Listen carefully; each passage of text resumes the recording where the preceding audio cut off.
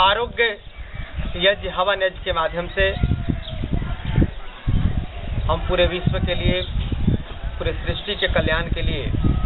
हम अपने जीवन को समर्पित कर रहे हैं।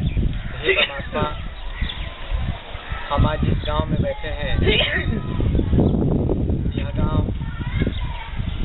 जिले कगियाव प्रखंड के ऐतिहासिक नरौनी गांव, और यहाँ से यज्ञ और हवन के माध्यम से जो हम विचार उत्पन्न करेंगे, जो तरंग पैदा करेंगे, वो केवल इसी गांव के लोगों के लिए ही लाभकारी नहीं होगा, बल्कि पूरे विश्व के कल्याण के लिए हम अपने जीवन को आहूत कर रहे हैं। तो आइए सभी ध्यान मुद्रा में बैठते हैं, आंख बंद, मन शांत,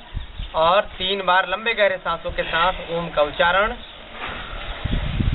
ओम